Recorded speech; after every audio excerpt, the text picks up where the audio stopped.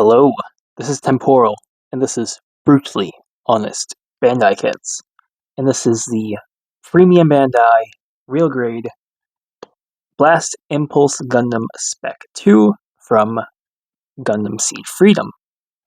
And if you're wondering why it's leaned up against my back wall there, it cannot stand with the backpack on. Even if I lean it forward, it's not gonna stand. But, just before I get into this review here are things I'm going to go over. I'm going to go over what I did to it, of course, how it looks, what I left on the runner, because I left a couple things. I'm not going to go over articulation in this video here, since I did go over it during the Sword Impulse Spec II last year, but I'll link it in the description. But I will go over the articulation of the little impulse thing here. Impulse, the Blast silhouette pack. And, I guess we'll do accessories after that, and, yeah. So, let's take off the backpack before I do anything, because I want it to stand, and, it's not really doing much of standing right now. So, let me take off the gun as well. Alright, so here we have the Spec II Impulse. And, well, what I did to it is it is all panel-lined in black, besides the core splendor. The wings are panel-lined in a gray. I painted the eyes, but, oh, now you can see them. Little faint green there with a green Gundam marker. Also, some blue for the camera with a blue metallic Sharpie. And same thing for the back. I put glue behind the V-fin here, so it tightens it, or it strengthens the structure of the V-fin, so if it falls, it doesn't break. And, that's basically what I did to it. Nothing else.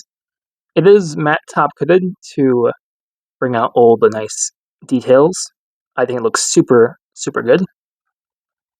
I will do a comparison with the Sword Impulse in a little bit as well. Anyways, let's go over what's left on the runner. I brought the whole box over. Nothing on this runner here. We have the C1 runner in green, so you can build the shield in green, and I believe blue. So you could do that. It's an option, but there's that. What else we got here? Nothing on this runner. Leftover shield pieces right here. I also did not build the silhouette flyer as well. So there's a couple parts for this guy somewhere on these runners. Nothing on this one. Extra little extra shoulder pieces. You could just use the green if you wanted to. We got the landing gear for the core splendor, some fists, another open hand. I believe there's another open hand as well, along with the block piece to transform it and to attach it onto an action base in that transform mode. More shoulder parts. Oh, come on, get up. Okay, well, this one's stuck. We got more hand pieces just for holding the accessories and stuff, mainly the extra handles. There's also some thruster pieces. I left the knives on there as well because you're not going to see them anyways. They're going to be in the side skirts, but I didn't build the knives for this one. There's also armor parts in white, so if you have both Spec 2s, the Premium Bandais, you can theoretically build a white Spec 2 with some different colors. So there's that. You also get two of these runners as well. And lastly,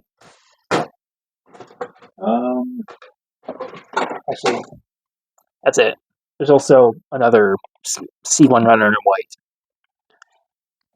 Alright, let's go over the accessories now. Starting off with the railgun and the accessory point for the railgun. So the railgun has a little clip here.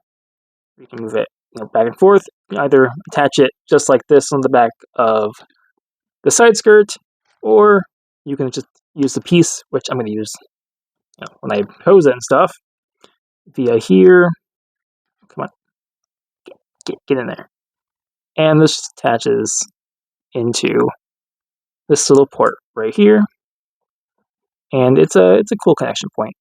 But I'll leave it off for now. Next accessory we have is the beam rifle, which also has the rifle trigger finger hand as well, and you have articulation on the scope and on the extra handle. Next accessory we have is the shield, which pegs onto the arm and get attached via the handle. This also has an extending gimmick, so you can extend it and extend those pieces. And the Spec II shield is the same shield as every other Impulse. So there's that. But for this guy, I'm going to keep it all closed. I think it looks nice and simpler just like that. And the final, almost final accessory is the beam lance. I have one of the holding hands attached to this. You can connect both beam lances, and they store in the silhouette here. This little pack. And there's also a beam effect part. You get two of them, as per two handles. But there's that. On to the main event. The Blast. The silhouette pack. Blast silhouette pack. So it does have some nice detail. It's in a completely different color of green compared to the main mobile suit there. And it has a couple of locking mechanisms via pegs right here. So, just peg it into place, and that's locked in there. Got this on the ball joint and a couple of hinges. This is also on the ball joint. And I guess we'll go over the details of the cannon. So, cannons can extend, but that's mainly for the opening gimmick of this cannon here, revealing the other beam javelin. Otherwise, oh, come on. Get in there. Otherwise, there's an extra handle here. Come on. Am I doing it the wrong way? Extra handle, which you can attach it.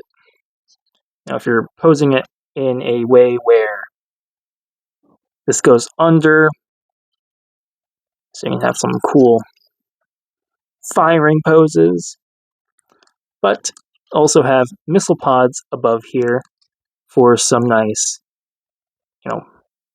missile poses. But I would showcase it. I'm not going to, though, mainly because it's very finicky, and, well, I want to keep this review short. So, let's do a comparison with the Sword Impulse. Alright, so here's a Sword Impulse compared to the Blast Impulse. I do prefer the color scheme on the Sword Impulse, although all red looks super cool. But this green, the green's pretty cool as well. Now I just need the original Spec II, and I'll have my complete collection of the Spec II. But I think that does it for this review. So, Spec Impulse,